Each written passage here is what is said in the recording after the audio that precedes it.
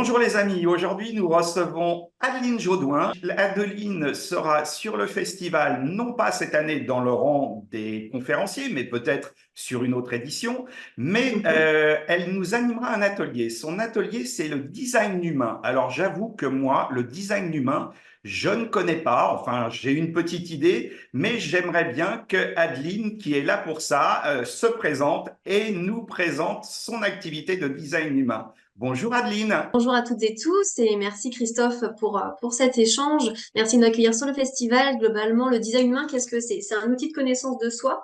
C'est une synthèse en fait de plusieurs disciplines. Donc ça va utiliser à la fois l'astrologie, les chakras, le Yiking chinois pour celles et ceux qui connaissent. C'est un outil qui est assez complet vraiment et qui va nous permettre de comprendre comment on fonctionne, mais aussi ce qu'on dégage énergétiquement envers les autres. Donc ça, c'est vraiment exceptionnel.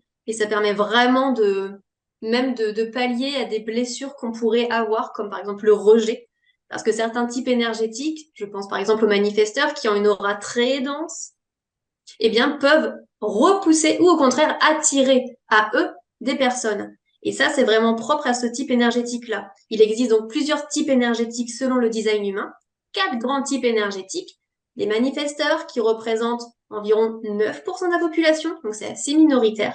Des projecteurs qui représentent eux environ 20% de la population. Les générateurs, globalement, c'est ceux qui font fonctionner le monde. C'est environ 70% de la population. Et le quatrième type, lui, il est assez minoritaire. J'en ai encore jamais rencontré en consultation. C'est environ 1% de la population. Ce sont les réflecteurs. Et les réflecteurs, qui ils sont? Ils sont globalement des baromètres. Ils sont des baromètres. Ils sont un effet miroir avec l'entourage, avec l'extérieur. Si on sait qu'on a un réflecteur dans son entourage ou à côté de nous, on n'a qu'à le regarder, voir comment il se sent. S'il va bien, bah, c'est que tout se passe bien autour de nous, c'est que les gens autour sont vrais, sont justes. Ou si on voit qu'il n'est pas bien, eh bien c'est que bah, justement, il y a quelque chose autour qui n'est pas... Il y a anguille sous roche, il y a quelque chose. Voilà, ce sont vraiment des baromètres, les réflecteurs. Ça, c'est D'accord. vraiment Alors, les grands types, ouais. tout ça, c'est bien joli, mais comment ça marche? Comment ça marche? Globalement, ça va se baser sur les données de naissance. C'est un petit peu comme la numérologie que j'utilise aussi. Donc, j'utilise deux outils. La résonance numérique, qu'Audrey Bocquier, qui va faire une conférence lors du festival d'ailleurs, utilise notamment. La numérologie, donc la résonance numérique, et puis cet outil, donc le design humain. J'associe vraiment les deux disciplines pour avoir quelque chose de très complet et vraiment au plus précis. Donc, ça se base sur les données de naissance, la date de naissance, comme la numérologie, mais en plus de ça, tout comme l'astrologie, ça utilise l'heure de naissance qui doit être au plus juste, et puis également le lieu de naissance. Voilà. Donc, sur une matrice, tu vas pouvoir partager ça à l'écran. Donc, sur un schéma natal, on va avoir un petit tableau sur le côté où on retrouve les différentes planètes. Chaque planète va euh, va pouvoir en fait mettre en valeur un potentiel chez une personne. Et chaque chiffre correspond à un potentiel. Le potentiel, c'est comme un couteau, il peut être utilisé soit pour manger, soit pour tuer, donc il peut être utilisé de façon positive comme négative. Tout dépend comment la personne aujourd'hui est positionnée, voilà, et comment elle utilise ce potentiel. Voilà, c'est ce qui va aussi définir les différents centres énergétiques. On voit derrière moi voilà, on voit les différents centres, on voit un schéma avec la tête ici, la gorge, le cœur, et tu verras quand tu partages à l'écran les différents centres, il y en a qui sont colorés, il y en a qui ne sont pas colorés. Ceux qui ne sont pas colorés, c'est qu'ils vont vraiment être en effet miroir aussi avec l'extérieur, c'est-à-dire qu'ils sont perméables à l'énergie des autres. C'est-à-dire que si une personne qui a un centre blanc rencontre une personne en face qui a ce même centre mais coloré, elle va ressentir de façon décuplée l'énergie et les potentiels de l'autre en face. Donc des fois, on a l'impression d'être un petit peu soit sous pression physique, pression mentale, ou au contraire d'être une éponge émotionnelle. Parce qu'on se dit, mais mince, mais c'est pas possible, je suis pas bien, ou au contraire, je suis complètement, ah là, je suis euphorique, c'est génial. Mais en fait, c'est parce que en face, la personne, elle a ce centre-là, elle ressent l'énergie de la personne de façon décuplée. Et cette énergie-là ne lui appartient pas forcément. Voilà, donc ça D'accord. permet vraiment de se comprendre et de lâcher prise aussi sur des fois des émotions qu'on peut subir aussi, entre guillemets. Donc, qui est-ce qui vient te voir généralement? Quelles sont les demandes précises des personnes qui viennent à ta rencontre? Alors, souvent, ce sont des personnes curieuses. Voilà, ce sont des personnes curieuses de voir un petit peu si ce qu'elles ressentent d'elles-mêmes se confirme en fonction de ce que je vais leur transmettre. C'est souvent ça, en fait. Ce sont souvent des personnes, voilà, curieuses de découvrir. Voilà, c'est vraiment une découverte de leur fonctionnement. Donc, généralement, pour ces séances-là, ça dure environ, en moyenne, 1 heure et demie, parce Ah oui. qu'on va aller assez loin. Si c'est simplement donc sur une problématique bien précise, moi je peux me focuser effectivement sur la problématique en question et la séance peut durer effectivement beaucoup moins longtemps puisqu'on ne va pas balayer un large spectre. Vraiment, le design humain, c'est un petit peu l'histoire sans fin. Ça ne C'est s'arrête à la jamais, tu as carte, fait quoi. tellement de choses. Exactement, c'est à la carte. C'est totalement à la carte. Mm. Alors, quelles sont les problématiques que tu rencontres le plus souvent sans traduire sans trahir de secrets professionnels? Les gens qui Bien viennent à sûr. ta rencontre comme ça sur un festival, c'est pour avoir des réponses à une question précise, c'est pour savoir, je sais pas moi, s'ils vont rencontrer l'amour demain ou après-demain, ou même pourquoi pas sur le festival, ou professionnellement, qu'est-ce qui motive les gens à venir te voir? Alors globalement, ça va être l'hypersensibilité. L'hypersensibilité, le fait aussi que les gens ont l'impression de ne pas avoir leur propre souveraineté ou leur propre pouvoir. Et ça, je vais pouvoir leur transmettre ce qu'on appelle l'autorité intérieure. L'autorité intérieure, il en existe 7. Et en fait, c'est vraiment l'énergie, le petit signal d'alerte qui va pouvoir dire, ah ok, donc selon mon autorité intérieure, il y en a qui vont avoir une autorité instinctive. Auquel cas, si ils ont cette autorité instinctive, ça veut dire qu'ils doivent faire confiance à leur instinct. L'instinct, c'est avant de faire marcher le mental. C'est tout de suite. C'est à une microsième de seconde. C'est très rapide. Donc, c'est très subtil, cette autorité intérieure-là. Au contraire, des personnes comme moi, qui ont une autorité émotionnelle, là, ne jamais prendre de décision à l'instant T. Toujours laisser retomber la vague émotionnelle qu'on aurait pu ressentir. Donc, ça peut prendre du temps. La vague émotionnelle, malheureusement, elle peut prendre quelques minutes, comme des mois, des fois des années. Et au bout d'un moment, on a atteint ce qu'on appelle la clarté émotionnelle. C'est-à-dire que quand on repense à cette chose-là, eh bien, ça nous fait plus ni chaud ni froid, ça nous met plus en vague émotionnelle, ça ne nous génère plus de stress, ou au contraire, plus d'euphorie. Bon, quand c'est de l'euphorie, encore, ça peut être sympa, parce qu'on se dit, bon, si c'est de l'euphorie, ça veut dire que c'est normalement bien. Je suis assez juste. Mais si c'est effectivement un stress, ça veut dire qu'on n'a toujours pas atteint la clarté, et là, il vaut mieux attendre encore. Donc, ça, c'est pareil. Les autres personnes que je vais rencontrer, ce sont des personnes qui ont des problématiques dans leur couple. Auquel cas, je peux faire des séances donc composites, des analyses composites de leur schéma.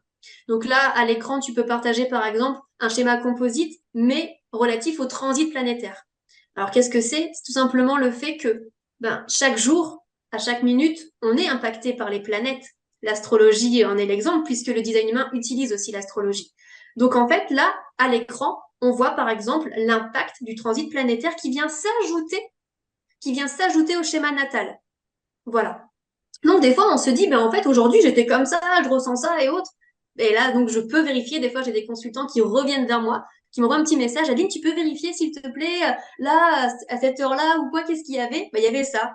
Ah oui, effectivement, je comprends mieux. Voilà. En D'accord. fait, et donc, c'est pareil pour les conjoints. Voilà. On additionne les deux schémas et on voit ce qui vient se créer, en fait. Mm. D'accord. Alors, c'est très intéressant. Donc, j'imagine que toi, venant à Cajar le 9 et 10 mai, tu as pu analyser le transit des planètes pour voir comment allait se passer notre festival. Alors pour l'instant, j'ai pas encore pu et j'ai pas pris le temps parce qu'en fait, selon moi, avec mon logiciel, je n'ai accès qu'à 7 jours en amont. 7 jours en amont, 7 jours avant. Donc, Enfin, 7 jours avant, je fais 7 la jours vidéo une après. semaine trop Voilà. tôt. Je fais la vidéo une Bah semaine trop tôt. là, ouais, là, Ah zut, zut, parce que là, sur la même c'est vidéo, après toi ou avant toi, ça va dépendre du montage, on a Coquelicot, Coquelicot qui, elle, est tarologue et qui nous a fait un petit tirage aussi. Donc j'espérais avoir la même chose, les mêmes choses. Bon, bah tant pis, ça bon. sera sur place alors que tu pourras nous dire finalement. Exactement, exactement, ouais. Et puis, eh bien, je serai aussi accompagnée par l'oracle de mon ami Christophe Barachin. qui a fait un oracle donc de la numérologie énergétique. Donc, D'accord? voilà, qui allie effectivement la numérologie, c'est un super oracle.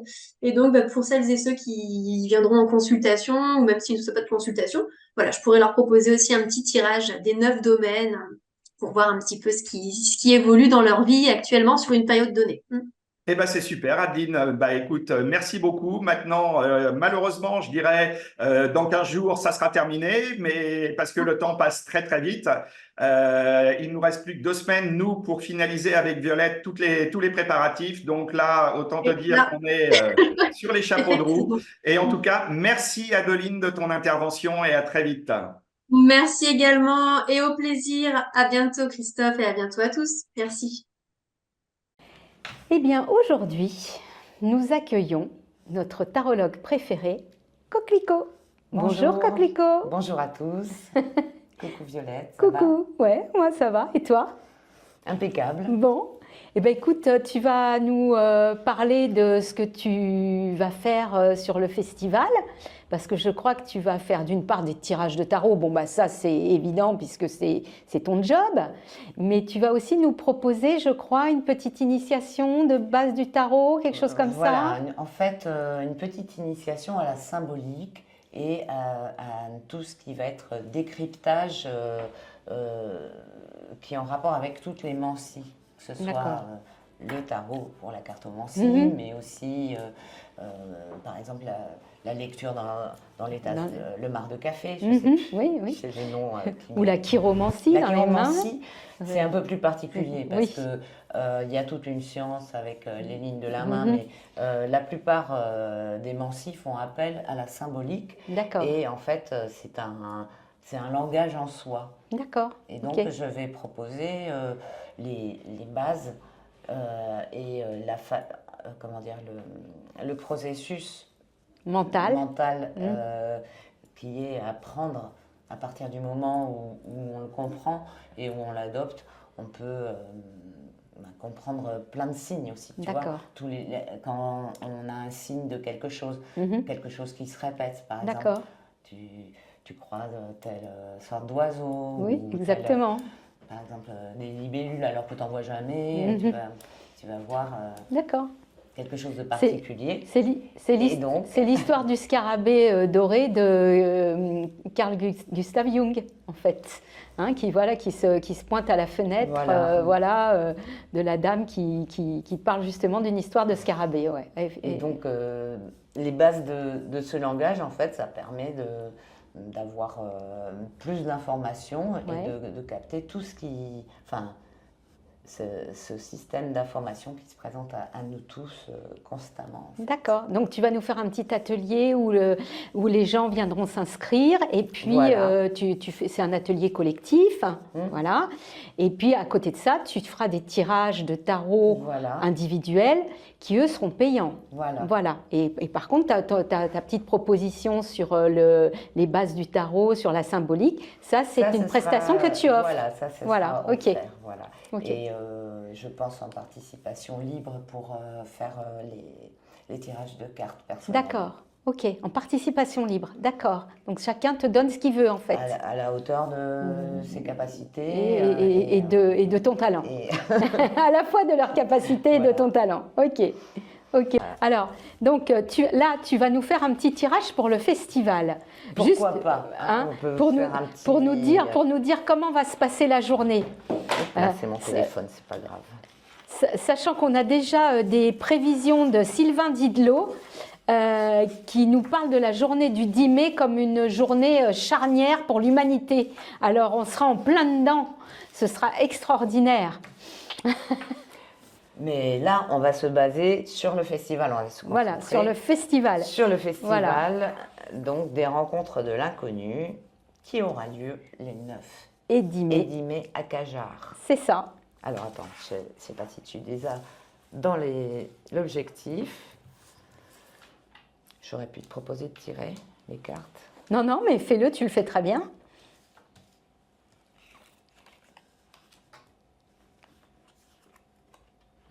Alors, on a la maison Dieu droite. Là, nous avons le soleil à l'envers. l'amoureux à l'envers et l'impératrice droite. Alors, déjà, on n'a pas de mauvaise carte. Les cartes qui sont à l'envers, c'est juste, comment dire, un petit peu retarder l'effet. L'effet est retardé, voilà. L'effet est retardé. La maison de Dieu qui est droite, là, on a l'explosion de plein de choses spirituelles. Hein, tu vois, là, c'est le haut de la tour qui s'ouvre et il y a carrément une effervescence, on pourra dire, de toutes sortes d'activités, de choses qui sont en rapport avec l'esprit. De vibrations aussi, Et peut-être de vibrations d'énergie. Hein. Et d'énergie. C'est aussi un défi, tu sais, la carte de la maison de Dieu. Donc là, on va voir que c'est le défi qui est lancé est réussi avec l'impératrice. On a l'impératrice droite en réponse. Donc là, on tombe sur, au niveau de la communication, quelque chose de super. Là, il va vraiment y avoir... C'est l'arcane numéro 3, l'impératrice. C'est l'arcane numéro 3. Ouais, donc c'est la communication, le 3, oui, Voilà. effectivement. Donc, tout ce qui va être relationnel, organisation, communication et aussi le poids, c'est une arcane qui en impose et qui a beaucoup d'autorité. Et bon, mais c'est très bien. Hein. Là, le soleil à l'envers, donc du côté gauche, le soleil à l'envers peut nous dire que certaines choses,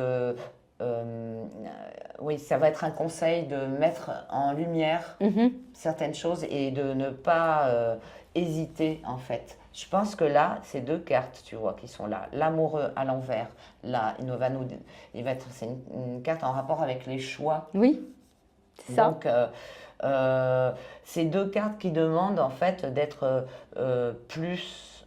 d'avoir peut-être plus d'audace ou plus de ne pas hésiter, tu vois, d'y aller sans retenue. Il y a les franco, d'accord. Parce que comme c'est le premier événement, la première c'est notre édition, première, oui, c'est notre première, oui. Tu vois, il peut y avoir un peu de retenue et de timidité ou des choses comme ça. Donc là, ça dit vraiment, il faut en parler à fond, mettre le festival vraiment en lumière. Hein, ça dit, peut-être que c'est pas suffisamment. Là, on a encore 2 semaines pour bien en parler partout. Et de ne pas hésiter à tergiverser sur des choses, des choix ou des... D'accord. Voilà. Il faut se lancer et ça a l'air d'être vraiment un défi réussi. Hein. Super. Donc, super, merci. C'est chouette. Merci Coquelicot pour ce tirage. Je t'en prie. Donc tu nous feras cadeau d'un tirage pour la tombola. Voilà. Voilà, bah, écoute, c'est super, c'est super. Merci Coquelicot.